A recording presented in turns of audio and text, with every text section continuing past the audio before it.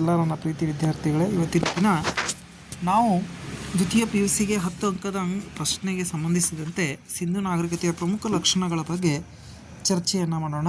ಅದರಲ್ಲಿ ಪ್ರಮುಖವಾಗಿ ಸಿಂಧು ನಾಗರಿಕತೆಯ ಪ್ರಮುಖ ಲಕ್ಷಣಗಳು ಅಂಥೇಳಿ ನಾವಿಲ್ಲಿ ಅಧ್ಯಯನವನ್ನು ಮಾಡೋಣ ಅಂಥೇಳಿ ನಾವಿಲ್ಲಿ ನೋಡೋಣ. ಹಾಗಾದರೆ ಸಿಂಧು ನಾಗರಿಕತೆ ಪ್ರಪಂಚದ ನಾಗರಿಕತೆಗಳಲ್ಲಿ ಒಂದು, ಅಂದರೆ ಪ್ರಪಂಚದ ನಾಗರಿಕತೆಗಳು ಅಂದರೆ ಈಜಿಪ್ಟ್ ನಾಗರಿಕತೆ, ಮೆಸೊಪೊಟೇಮಿಯಾ ನಾಗರಿಕತೆ, ಚೀನಾ ನಾಗರಿಕತೆ ನೋಡ್ತೀವಿ. ಅದರ ಒಂದು ಸಮಕಾಲೀನ ನಾಗರಿಕತೆ ಯಾವುದಂದರೆ ಅದು ನಮ್ಮ ಒಂದು ಸಿಂಧು ನಾಗರಿಕತೆ ಅಂಥೇಳಿ ನಾವಿಲ್ಲಿ ನೋಡ್ತೇವೆ. ಅದರ ಜೊತೆಗೇನಪ್ಪ ಅಂದ್ರೆ ಹಲವು ನಾಗರಿಕತೆಗಳ ಬಗ್ಗೆ ನಾವು ಅಧ್ಯಯನವನ್ನು ಮಾಡಿದ್ದೇವೆ. ಆ ಹಲವು ನಾಗರಿಕತೆಗಳಲ್ಲಿ ಇವತ್ತು ನಾವು ಅಧ್ಯಯನ ಮಾಡ್ತಿರುವಂಥದ್ದು ಸಿಂಧು ನಾಗರಿಕತೆ. ಸುಮಾರು ಇದು ಪತ್ತೆಯಾಗಿದೆ ಯಾವುದಂದ್ರೆ 20ನೇ ಶತಮಾನದ ಸಮಯದಲ್ಲಿ ಪತ್ತೆ ಆಗ್ತದೆ, 1921, 22ರಲ್ಲಿ. ಇದನ್ನು ಹರಪ್ಪ ನಾಗರಿಕತೆ ಅಂತಲೂ ಕೂಡ ಕರೀತಾರೆ, ಸಿಂಧು ನಾಗರಿಕತೆ ಅಂತಲೂ ಕೂಡ ಇದನ್ನು ಕರೆಯಲಾಗ್ತದೆ. ದಯಾರಾಮ್ ಸಾಹನಿ ಮತ್ತು RD ಬ್ಯಾನರ್ಜಿ ಅನ್ನೋರು ಈ ಇಬ್ಬರು ವ್ಯಕ್ತಿಗಳೇನಪ್ಪ ಅಂದ್ರೆ ಈ ಒಂದು ನಾಗರಿಕತೆಯನ್ನು ಪತ್ತೆ ಹಚ್ಚಿದ್ರು ಅಂಥೇಳಿ ನಾವಿಲ್ಲಿ ನೋಡ್ತೇವೆ. ಸೊ ಈ ಇಬ್ಬರು ನಾಗರಿಕತೆಗಳನ್ನು ಪತ್ತೆ ಹಚ್ಚಿದ್ರ ಜೊತೆಗೇನಪ್ಪ ಅಂತಂದ್ರೆ ಸುಮಾರು 4000 ವರ್ಷ ಹಳೆಯದಾದ ಪ್ರಾಚೀನ ನಾಗರಿಕತೆಯನ್ನು ನಾವು ಪತ್ತೆ ಹಚ್ತೇವೆ. ಜೊತೆಗೆ ಈ ನಾಗರಿಕತೆಯ ವಿಶೇಷತೆ ಏನು ಅಂತಂದ್ರೆ ಸುಯೋಜಿತ ನಗರ ಯೋಜನೆ ಅಥವಾ ಯೋಜನಾಬದ್ಧ ನಗರ ಯೋಜನೆ ಅಂಥೇಳಿ ನಾವಿಲ್ಲಿ ನೋಡ್ತೀವಿ. ಪ್ರಪಂಚದ ಪ್ರಪ್ರಥಮ ನಗರ ಯೋಜನೆ ಹೊಂದಿರುವ ಒಂದು ನಾಗರಿಕತೆ ಯಾವುದಪ್ಪ ಅಂತಂದರೆ ಅದು ಸಿಂಧು ನಾಗರಿಕತೆ ಅಂಥೇಳಿ ನಾವು ನೋಡ್ತೀವಿ. ಇಲ್ಲಿ ಪ್ರಮುಖವಾಗಿ ಸಿಂಧು ನಾಗರಿಕತೆಯ ನಾವು ಲಕ್ಷಣಗಳನ್ನು ನೋಡೋದಾದ್ರೆ ಅದರಲ್ಲಿ ಒಂದನೇದಾಗಿ ಏನಪ್ಪ ಅಂದ್ರೆ ನಗರ ಯೋಜನೆ ಅಂಥೇಳಿ ನಾವು ನೋಡ್ತೀವಿ. ಈ ನಗರ ಯೋಜನೆ ಏನಪ್ಪ ಅಂತಂದ್ರೆ ಸಿಂಧು ನಾಗರಿಕತೆಯ ಪ್ರಮುಖ ಯೋಜನೆಗಳಲ್ಲಿ ಒಂದು. ಸೊ ನಗರಗಳು ಹೇಗಿದ್ದು ಅಂದ್ರೆ ಸೌಂದರ್ಯಯುತ ಮತ್ತು ಸೌಕರ್ಯಯುತವಾದಂಥ ಒಂದು ನಗರ ಯೋಜನೆಯನ್ನು ಇವರ ಕಾಲದಲ್ಲಿ ನಿರ್ಮಾಣವನ್ನು ಮಾಡಿದರು ಅಂಥೇಳಿ ನೋಡ್ತೀವಿ. ವಿಶಾಲವಾದ ನೇರ ಮತ್ತು 13ರಿಂದ 34 ಅಡಿ ವಿಶಾಲವಾದ ಬೀದಿಗಳು, ಅಂದರೆ ಪ್ರತಿಯೊಂದು ಇಡೀ ಒಂದು ನಗರಗಳಲ್ಲಿ ಅತಿ ಹೆಚ್ಚು ನಾವು ರಸ್ತೆಗಳನ್ನು ನೋಡ್ತೀವಿ. ಜೊತೆಗೆ ಅಲ್ಲಿ ನೈರ್ಮಲ್ಯವನ್ನು ಕಾಪಾಡಿಕೊಳ್ಳೋ ಸಲುವಾಗಿ ಒಳಚರಂಡಿ ವ್ಯವಸ್ಥೆಯನ್ನು ನೋಡ್ತೀವಿ. ಅಂದರೆ ಈಗಿನ ಒಂದು ಆಧುನಿಕ ಯುಗದಲ್ಲಿರುವಂಥ ಒಂದು ಒಳಚರಂಡಿ ವ್ಯವಸ್ಥೆಯನ್ನು ನಾವು ಆಗಿನ ಒಂದು ಸಿಂಧು ನಾಗರಿಕತೆಯ ಕಾಲದಲ್ಲಿ ನಾವು ನೋಡ್ತೀವಿ. ಜೊತೆಗೆ ಇಲ್ಲಿ ನಾಗರಿಕತೆಗೆ ಬಳಸಿರುವಂಥ ಎಲ್ಲ ಇಟ್ಟಿಗೆಗಳು ಏನಾಗಿದ್ದವು ಅಂದ್ರೆ ಸುಟ್ಟ ಇಟ್ಟಿಗೆಗಳಿಂದ ಈ ನಾಗರಿಕತೆಯನ್ನು ನಿರ್ಮಿಸಲಾಗಿತ್ತು. ಜೊತೆಗೆ ಅದೇ ನಾಗರಿಕತೆಯಲ್ಲಿ ಮೆಹೆಂಜೋದಾರದಲ್ಲಿ ಒಂದು ನಮಗೆ ಬೃಹತ್ತಾದ ಸ್ನಾನದ ಕಳವನ್ನು ಕೂಡ ಪತ್ತೆ ಆಗ್ತದೆ ಅಂತೇಳಿ ನೋಡ್ತೀವಿ. ಜೊತೆಗೆ ಬೃಹತ್ತಾದ ಉಗ್ರಾಣಗಳು ಇವು ಹರಪ್ಪದಲ್ಲಿ ಪತ್ತೆ ಆಗ್ತವೆ. ಸಾರ್ವಜನಿಕ ಕಟ್ಟಡಗಳು ಕೂಡ ನಾವು ಅಲ್ಲಿ ನೋಡ್ತೀವಿ ಅಂಥೇಳಿ ನಮಗಿಲ್ಲಿ ಗೊತ್ತಾಗ್ತದೆ. ಇದ್ರ ಜೊತೆಗೇನಪ್ಪ ಅಂದ್ರೆ ಪ್ರಮುಖವಾಗಿ ಅಚ್ಚುಕಟ್ಟಾದ ಮನೆಗಳು ಕೂಡ ಏನಪ್ಪ ಅಂದ್ರೆ ಈ ನಾಗರಿಕತೆಯಲ್ಲಿ ನೋಡ್ತೇವೆ. ಮನೆಗಳ ನಿರ್ಮಾಣ, ವಸತಿ ಗೃಹಗಳ ಒಂದು ನಿರ್ಮಾಣ ಮುಂತಾದವುಗಳನ್ನು ನಾವಿಲ್ಲಿ ನೋಡ್ತೇವೆ. ಹಾಗಿದ್ರೆ ಈ ನಾಗರಿಕತೆಯ ನಾವು ರಾಜಕೀಯ ವ್ಯವಸ್ಥೆಯನ್ನು ನೋಡೋದಾದ್ರೆ ಇಲ್ಲಿ ರಾಜಕೀಯ ವ್ಯವಸ್ಥೆಗೆ ಸಂಬಂಧಿಸಿದಂತೆ ಯಾವುದೇ ರೀತಿಯ ಆಧಾರಗಳು ನಮಗೆ ಲಭ್ಯವಾಗಿಲ್ಲ. ಆದರೆ ವ್ಯವಸ್ಥಿತ ನಗರ ಯೋಜನೆಯ ನಿರ್ವಹಣೆಯಿಂದ ನಮಗೇನು ತಿಳಿದು ಬರ್ತದೆ ಅಂತಂದರೆ ಇಲ್ಲಿ ಒಂದು ಅಚ್ಚುಕಟ್ಟಾದ ಆಡಳಿತ ವ್ಯವಸ್ಥೆ ಇತ್ತು ಅಂಥೇಳಿ ನಾವು ಊಹೆಯನ್ನು ಮಾಡೋಕ್ಕೆ ಸಾಧ್ಯ ಆಗ್ತದೆ. ಸೊ ಆದರೆ ಸಿಂಧು ನಾಗರಿಕತೆ ಆ ರೀತಿಯ ರಾಜಕೀಯ ವ್ಯವಸ್ಥೆ ಕಂಡು ಬಂದಿಲ್ಲ. ಅಂದರೆ ಯಾವ ರೀತಿ ಆಡಳಿತ ವ್ಯವಸ್ಥೆ ಎನ್ನುವುದಕ್ಕೆ ಯಾವುದೇ ದಾಖಲೆಗಳು ಕಂಡು ಬಂದಿಲ್ಲ. ಆದರೆ ಇತಿಹಾಸಕಾರರು ಇಲ್ಲಿ ರಾಜಕೀಯ ವ್ಯವಸ್ಥೆ ಕುರಿತು ಮಾಹಿತಿಯನ್ನು ದೊರಕಿಲ್ಲದಿದ್ದರೂ ಕೂಡ ಅವ್ರೇನು ಮಾಡ್ಯಾರಪ್ಪ ಅಂದರೆ ಇಲ್ಲಿಯ ನಗರ ಯೋಜನೆಯನ್ನು ಗಮನಿಸಿ ಮತ್ತು ನೈರ್ಮಲ್ಯದ ಒಂದು ಕೈಗೊಂಡಂಥ ಕ್ರಮಗಳನ್ನು ಗಮನಿಸಿ ಅವರು ಏನು ಹೇಳ್ತಾರೆ ಅಂತಂದರೆ ಈ ನಾಗರಿಕತೆಯಲ್ಲಿ ಕೂಡ ಒಂದು ಆಡಳಿತ ವ್ಯವಸ್ಥೆ, ಒಂದು ರಾಜಕೀಯ ವ್ಯವಸ್ಥೆ, ಒಂದು ಆಡಳಿತ ವರ್ಗ ಇರಬಹುದು ಅಂಥೇಳಿ ಇತಿಹಾಸಕಾರರು ಊಹೆಯನ್ನು ಮಾಡ್ತಾರೆ ಅಂಥೇಳಿ ನಾವಿಲ್ಲಿ ನೋಡ್ತೇವೆ. ಸೊ ಅದೇ ರೀತಿಯಾಗಿ ಈ ಸಿಂಧು ನಾಗರಿಕತೆಯ 3ನೇ ಪಾಯಿಂಟ್ಸ್ ಏನಪ್ಪ ಅಂದ್ರೆ ಸಾಮಾಜಿಕ ವ್ಯವಸ್ಥೆ. ಸೊ ಸಿಂಧು ನಾಗರಿಕತೆಯ ಸಾಮಾಜಿಕ ವ್ಯವಸ್ಥೆಯಲ್ಲಿ ಟೋಟಲ್ ಎಷ್ಟು ವರ್ಗಗಳನ್ನು ನೋಡ್ತೀವಿ ಅಂದರೆ ಸುಮಾರು 4 ವರ್ಗಗಳನ್ನು ನಾವು ಸಿಂಧು ನಾಗರಿಕತೆಯಲ್ಲಿ ನೋಡ್ತೀವಿ. ಅದರಲ್ಲಿ ಪ್ರಮುಖವಾಗಿ ಪಂಡಿತರ ವರ್ಗ ಮತ್ತು ಯೋಧರ ವರ್ಗ, ವ್ಯಾಪಾರಸ್ಥರ ವರ್ಗ ಹಾಗೂ ಶ್ರಮಿಕರ ವರ್ಗ ಅಂತ. ಸೊ ಇಲ್ಲಿ ವರ್ಗಗಳಲ್ಲಿ ಏನಪ್ಪ ಅಂತಂದರೆ ಪಂಡಿತ ವರ್ಗ ಏನಿತ್ತು ಅದು ಒಂದು ಅಲ್ಪಸಂಖ್ಯಾತರ ವರ್ಗವಾಗಿತ್ತು ಮತ್ತು ಪ್ರಭಾವಿ ವರ್ಗ ಆಗಿತ್ತು, ಆಡಳಿತ ವರ್ಗವನ್ನು ಆಗಿರ್ಬೋದು ಅಂತ ಹೇಳಿ ನೋಡ್ತೀವಿ. ಇನ್ನು ಬಹುಸಂಖ್ಯಾತರಾದವರು ಯಾರಾಗಿರೋ ಅಂದರೆ ಇಲ್ಲಿ ಕೃಷಿಕರು ಅಂಥೇಳಿ ನಾವು ನೋಡ್ತೀವಿ.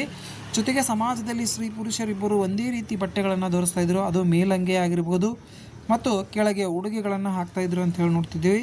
ಜೊತೆಗೆ ಇವರು ಬಟ್ಟೆಗಳನ್ನು ಹತ್ತೆ ಮತ್ತು ಉಣ್ಣೆಯಿಂದ ತಯಾರಿಸಿದ ಬಟ್ಟೆಗಳನ್ನು ಇವರು ತೊಡ್ತಾ ಇದ್ರು ಅಂಥೇಳಿ ನಾವಿಲ್ಲಿ ನೋಡ್ತೀವಿ. ಇನ್ನು ಇವರ ಆಹಾರ ಪದ್ಧತಿಯನ್ನು ನೋಡೋದಾದರೆ ಇವರು ಸಸ್ಯಾಹಾರಿಗಳು ಕೂಡ ಆಗಿದ್ದರು, ಜೊತೆಗೆ ಮಾಂಸಾಹಾರಿಗಳು ಕೂಡ ಇವರು ಆಗಿದ್ದರು ಅಂಥೇಳಿ ನಾವು ನೋಡ್ತೀವಿ. 2 ರೀತಿಯ ಅಂಥೇಳಿ. ಜೊತೆಗೆ ಇವರ ಒಂದು ಆಹಾರ ಪದ್ಧತಿ ಒಳಗೆ ನೋಡೋದಾದರೆ ಬಾರ್ಲಿ, ಅಕ್ಕಿ, ಹಣ್ಣು, ತರಕಾರಿಗಳು ಕೂಡ ಇವರು ಬಳಸ್ತಾಯಿದ್ರು. ಈ ಮಾಂಸಕ್ಕಾಗಿ ಏನಪ್ಪ ಅಂತಂದ್ರೆ ಮೇಕೆ, ಹಸು, ಕುರಿ ಕೋಳಿಗಳನ್ನು ಇವರು ಮಾಂಸಕ್ಕಾಗಿ ಬಳಸ್ತಾ ಇದ್ರು ಅಂತ ಹೇಳಿ ನೋಡ್ತೀವಿ. ಸೊ ಸ್ತ್ರೀ ಪುರುಷರಿಬ್ಬರು ಆಭರಣ ಪ್ರಿಯರಾಗಿದ್ದರು. ಅಂದರೆ ಚಿನ್ನ ಮತ್ತು ಬೆಳ್ಳಿ ಮತ್ತು ತಾಮ್ರದಿಂದ ತಯಾರಿಸಿದಂಥ ಮುತ್ತು ರತ್ನ ಹವಳಗಳನ್ನು ಇವರು ತೊಡ್ತಾ ಇದ್ದರು ಅಂಥೇಳಿ ನಾವಿಲ್ಲಿ ನೋಡ್ತೀವಿ. ಉದಾಹರಣೆಗೆ ನೋಡೋದಾದ್ರೆ ನಡುಪಟ್ಟಿ ಅಂತ ಹೇಳಿ ನೋಡ್ತೀವಿ. ಜೊತೆಗೆ ನತ್ತು, ಕಿವಿ ಓಲೆ, ಕಾಲ್ಗೆಜ್ಜೆ ಮುಂತಾದ ಆಭರಣಗಳೇನಪ್ಪ ಅಂದ್ರೆ ಸ್ತ್ರೀ ಪುರುಷರಿಬ್ಬರು ತೊಡ್ತಾ ಇದ್ರು ಅಂತ ಹೇಳಿ ನೋಡ್ತೀವಿ. ಜೊತೆಗೆ ನಮಗೆ ಅದೇ ನಾಗರಿಕತೆಯಲ್ಲಿ ಒಂದಿಷ್ಟು ಏನಪ್ಪ ಅಂತಂದ್ರೆ ಮಣ್ಣಿನ ಮಾದರಿಗಳು ಸಿಕ್ಕಿವೆ. ಅದರಲ್ಲಿ ಉದಾಹರಣೆಗೆ ನೋಡೋದಾದ್ರೆ ಒಂದು ನೃತ್ಯ ಮಾಡುತ್ತಿರುವ ಭಂಗಿಯ ಒಂದು ಮೂರ್ತಿಯನ್ನು ಪತ್ತೆಯಾಗಿದೆ. ಜೊತೆಗೆ ಇವರು ಸಂಗೀತದ ಬಗ್ಗೆ ಆಸೆ ಇತ್ತು, ಬೇಟೆ ಆಡುವುದಾಗಿರ್ಬೋದು, ಚತುರಂಗವನ್ನು ಆಡ್ತಾಯಿದ್ರು, ಮಕ್ಕಳ ಆಟಿಕೆಗಳು ಕೂಡ ನಮಗೆ ಪತ್ತೆಯಾಗಿರೋದು ನಾವಿಲ್ಲಿ ನೋಡ್ತೀವಿ. ಜೊತೆಗೆ ಗೋಲಿಯಂತಹ ಪ್ರಮುಖ ಕ್ರೀಡೆಗಳು ಕೂಡ ಇವರ ಕಾಲದಲ್ಲಿ ಪತ್ತೆಯಲ್ಲಿದ್ದು ಅಂತ ಹೇಳಿ ನಾವಿಲ್ಲಿ ನೋಡ್ತೀವಿ. ಇನ್ನು ಇವರ ಕಾಲದಲ್ಲಿ ಶವ ಸಂಸ್ಕಾರ ಪದ್ಧತಿಯನ್ನು ನಾವು ಎರಡು ರೀತಿಯಾಗಿ ನೋಡ್ತೇವೆ. ಸೊ ಎರಡು ರೀತಿಯಾಗಿ ನೋಡೋದಂದರೆ ಒಂದು ಹೂಳುವಂಥದ್ದು, ಇನ್ನೊಂದು ದಹಿಸುವಂಥದ್ದು. ಸೊ ಹಿಂದೂ ಧರ್ಮದಲ್ಲಿರುವಂಥ ಎರಡು ಪದ್ಧತಿಗಳು ಇವರ ಕಾಲದಲ್ಲಿ ಕೂಡ ನಮಗೆ ಕಂಡು ಬರ್ತಿದ್ದು ಅಂತ ಹೇಳಿ ನಾವಿಲ್ಲಿ ನೋಡ್ತೀವಿ. ಸೊ ಅದೇ ರೀತಿಯಾಗಿ ಸಿಂಧು ನಾಗರಿಕತೆಯ ಒಂದು ಆರ್ಥಿಕ ವ್ಯವಸ್ಥೆಯನ್ನು ನೋಡೋದಾದರೆ ಹಣಕ್ಕೆ ಸಂಬಂಧಿಸಿದಂತೆ ಸೊ ಇವರ ಒಂದು ಕೃಷಿ ಪ್ರಧಾನ ಒಂದು ವ್ಯವಸ್ಥೆ ಆಗಿತ್ತು ಅಂತ ಹೇಳಿ ನೋಡ್ತೀವಿ. ಜೊತೆಗೆ ಕೈಗಾರಿಕೆಗಳಿದ್ದು, ಆಮೇಲೆ ವ್ಯಾಪಾರ ಮತ್ತು ವಾಣಿಜ್ಯ ಇನ್ನಿತರ ಆಕಾರಗಳು ಕೂಡ ಈ ಕೃಷಿಗಳಲ್ಲಿ ನಮಗೆ ಕಂಡು ಬರ್ತವೆ. ಸೊ ಕೃಷಿಯಲ್ಲಿ ಇವರು ಗೋಧಿ, ಬಾರ್ಲಿ, ನವಣೆ, ಹತ್ತಿ, ಎಳ್ಳು ಮುಂತಾದಗಳನ್ನು ಕೂಡ ಏನಪ್ಪ ಅಂತಂದ್ರೆ ಇವರು ಬೆಳೀತಾ ಇದ್ರು ಅಂಥೇಳಿ ನಾವಿಲ್ಲಿ ನೋಡ್ತೇವೆ.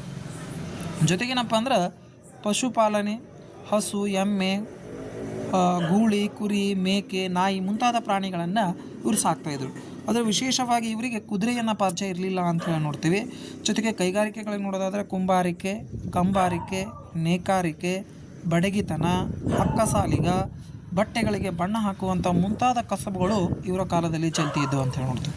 ಇವರು ಉತ್ತಮವಾದ ವ್ಯಾಪಾರ ಮತ್ತು ವಾಣಿಜ್ಯ ವ್ಯವಸ್ಥೆಯನ್ನು ಹೊಂದಿದ್ದು ಆಂತರಿಕವಾಗಿ ಮತ್ತು ಬಾಹ್ಯವಾಗಿಯೂ ಕೂಡ ಏನಪ್ಪ ಅಂದರೆ ವ್ಯಾಪಾರವನ್ನು ಮಾಡ್ತಾಯಿದ್ರು. ನಾಗರಿಕತೆಯ ಜೊತೆಗೆ ಜಲಮಾರ್ಗದ ಮೂಲಕ ವ್ಯಾಪಾರವನ್ನು ನಡೆಸ್ತಾಯಿದ್ರು. ಅಂದರೆ ಬೇರೆ ನಾಗರಿಕತೆಗಳ ಜೊತೆಗೆ ಇವ್ರದ್ದು ವ್ಯಾಪಾರವನ್ನು ನಡೀತಾ ಇತ್ತು ಅಂಥೇಳಿ ನಾವಿಲ್ಲಿ ನೋಡ್ತೀವಿ. ಉದಾಹರಣೆಗೆ ನೋಡೋದಾದರೆ ಈ ಸಿಂಧು ನಾಗರಿಕತೆಯಲ್ಲಿ ಪ್ರಮುಖವಾಗಿ ಒಂದು ಹಡಗು ಕಟ್ಟೆಯನ್ನು ನೋಡ್ತೀವಿ. ಅದು ಗುಜರಾತಿನಲ್ಲಿ ಕಂಡುಬರುವಂಥ ಒಂದು ಲೋತಾಲ್ ಅಂತ ನೋಡ್ತೀವಿ. ಈ ಲೋತಾಲ್ ಮೂಲಕ ಅಂತಾರಾಷ್ಟ್ರೀಯ ಮಟ್ಟದ ವ್ಯಾಪಾರವನ್ನು ಅಥವಾ ವಿದೇಶಿ ವ್ಯಾಪಾರವನ್ನು ನಡೀತಾ ಇತ್ತು ಅಂತ ನೋಡ್ತೀವಿ. ಪ್ರಮುಖ ವಸ್ತುಗಳಾದ ಉದಾಹರಣೆಗೆ ಚಿನ್ನ, ದಂತ, ಮರದ ದಿಮ್ಮೆಗಳು, ಬೆಲೆ ಬಾಳುವಂಥ ಮರದ ದಿಮ್ಮೆಗಳು ಇವೆಲ್ಲವನ್ನು ಬೇರೆ ದೇಶಗಳಿಗೆ ಏನು ಮಾಡ್ತಾಯಿದ್ರಪ್ಪ ಅಂದ್ರೆ ರಫ್ತನ್ನು ಮಾಡಲಾಗ್ತಿತ್ತು. ಜೊತೆಗೆ ಆಮದನ್ನು ಏನು ಮಾಡ್ಕೋತಿದ್ರು ಅಂದರೆ ಬೆಲೆ ಬಾಳುವಂಥ ಹವಳಗಳು, ತಾಮ್ರ ಮತ್ತು ತವರು ಮುಂತಾದವುಗಳನ್ನು ಆಮದನ್ನು ಮಾಡ್ಕೊಳ್ಳಲಾಗ್ತಿತ್ತು. ವ್ಯಾಪಾರವು ಯಾವ ರೀತಿಯಾಗಿ ನಡೀತಿತ್ತು ಅಂದ್ರೆ ವಸ್ತು ವಿನಿಮಯ ಪದ್ಧತಿ ಮೂಲಕ ನಡೀತಿತ್ತು ಅಂತೇಳಿ. ಮಾರುಕಟ್ಟೆ ವ್ಯವಸ್ಥಿತ ಒಂದು ಅಳತೆ ಮಾಪನಗಳು ಕೂಡ ನಮಗೆ ಸಿಂಧು ನಾಗರಿಕತೆ, ಯಾಕಂದರೆ ತೂಕಗಳ ತಕ್ಕಡಿಯನ್ನು ಕೂಡ ನಮಗೇನಪ್ಪ ಅಂದ್ರೆ ಇದೇ ಒಂದು ನಾಗರಿಕತೆಯಲ್ಲಿ ನಮಗೆ ಪತ್ತೆಯಾಗಿರುವುದನ್ನು ನಾವಿಲ್ಲಿ ನೋಡ್ತೀವಿ. ಹಾಗಾದರೆ ಇವರ ಒಂದು ಧಾರ್ಮಿಕ ವ್ಯವಸ್ಥೆಯನ್ನು ನೋಡೋದಾದರೆ ಈ ಧಾರ್ಮಿಕ ವ್ಯವಸ್ಥೆ ಹಿಂದೂ ಧರ್ಮದಲ್ಲಿರುವಂಥ ಒಂದಿಷ್ಟು ಪದ್ಧತಿಗಳು ಕೂಡ ನಮಗೆ ಸಿಂಧು ನಾಗರಿಕತೆಯಲ್ಲಿ ಕಂಡುಬರ್ತವೆ. ಉದಾಹರಣೆ ನೋಡೋದಾದರೆ ಇವರ ಒಂದು ಧಾರ್ಮಿಕ ವ್ಯವಸ್ಥೆಯನ್ನು ಚಿತ್ರಪೂರ್ಣ ಮತ್ತು ಅಪೂರ್ಣ ಮತ್ತು ಅಸ್ಪಷ್ಟವಾಗಿದೆ ಅಂತಲೂ ಕೂಡ ನಾವು ಹೇಳ್ತೀವಿ. ಉದಾಹರಣೆಗೆ ಮುದ್ರೆ ಮತ್ತು ಪ್ರತಿಮೆಗಳ ಆಧಾರದ ಮೇಲೆ ಇವರ ಒಂದು ನಾಗರಿಕತೆಯನ್ನು ನಾವು ಊಹೆಯನ್ನು ಮಾಡ್ಬೋದು. ಉದಾಹರಣೆಗೆ ಇವರು ಸ್ತ್ರೀ ದೇವತೆಯನ್ನು ಮತ್ತು ಪುರುಷ ದೇವರನ್ನು ಆರಾಧನೆಯನ್ನು ಮಾಡ್ತಾಯಿದ್ರು ಅಂಥೇಳಿ ನಾವಿಲ್ಲಿ ನೋಡ್ತೀವಿ. ಅದರಲ್ಲಿ ವಿಶೇಷವಾಗಿ ಪೂಜಿಸ್ತಿದ್ರು ಅಂಥೇಳಿ ನೋಡ್ತೀವಿ. ಸ್ತ್ರೀ ದೇವತೆಯನ್ನು ಮಾತೃದೇವತೆ ಅಂಥೇಳಿ ಕರಿತಾ ಇದ್ರು ಅಂಥೇಳಿ ನೋಡ್ತೀವಿ. ಜೊತೆಗೆ ಪುರುಷ ದೇವರಾದ ಪಶುಪತಿ ಅಂಥೇಳಿ ನೋಡ್ತೀವಿ. ಪಶುಪತಿಯನ್ನು ಶಿವನ ಅವತಾರ ಅಂಥೇಳಿ ನಾವಿಲ್ಲಿ ನೋಡ್ತೇವೆ. ಜೊತೆಗೇನಪ್ಪ ಅಂದ್ರೆ ಈ ಮಾತೃದೇವತೆ ಆರಾಧನೆ ಪ್ರಮುಖವಾಗಿತ್ತು ಸಿಂಧು ನಾಗರಿಕತೆ ಅಂತ ಹೇಳಿ ನೋಡ್ತೀವಿ. ಜೊತೆಗೆ ಇವರು ಪ್ರಕೃತಿಯನ್ನು ಆರಾಧನೆಯನ್ನು ಮಾಡ್ತಿದ್ರು.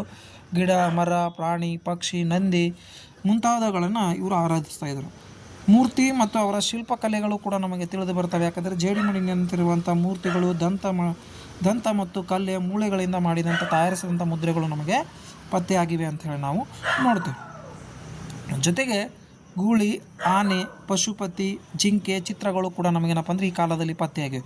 ಸುಮಾರು 3000ಕ್ಕೆ ಹೆಚ್ಚು ದೊರೆತಿರುವ ಮುದ್ರೆಗಳು ಅಂತ ಹೇಳಿ ನೋಡ್ತೇವೆ. ಇವು ಚಿತ್ರಲಿಪಿಯನ್ನು ಒಳಗಿವೆ. ಇಡೀ ನಮ್ಮ ಒಂದು ಸಿಂಧು ನಾಗರಿಕತೆಯನ್ನು ನಾವು ಅಧ್ಯಯನ ಮಾಡೋಕ್ಕೆ ನಮಗೆ ಸಿಕ್ಕಿರುವಂಥ ಆಧಾರಗಳು ಅಂದರೆ ಪುರಾತತ್ವ ಆಧಾರಗಳು ಮತ್ತು ಅದರ ಜೊತೆಗಿರುವಂಥ ಈ ಒಂದಿಷ್ಟು ಲಿಪಿಗಳ ಆಧಾರದ ಮೇಲೆ ಇವರ ಒಂದು ನಾಗರಿಕತೆಯನ್ನು ನಾವು ಅಧ್ಯಯನವನ್ನು ಮಾಡ್ತೇವೆ.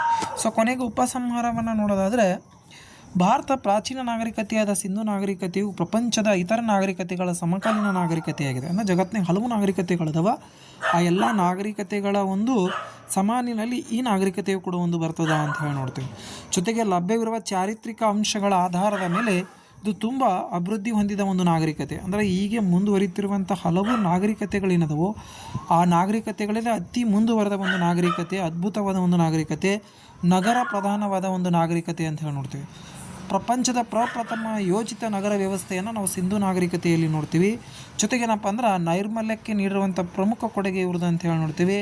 ಏನಪ್ಪ ಅಂದ್ರೆ ಇಷ್ಟೊಂದು ಮುಂದುವರೆದ ಒಂದು ನಾಗರಿಕತೆ, ಅದು ನಮ್ಮ ನಾಗರಿಕತೆ ಸಿಂಧು ನಾಗರಿಕತೆ ಅಂತ ಹೇಳಿ ನಾವಿಲ್ಲಿ ನೋಡ್ತೀವಿ.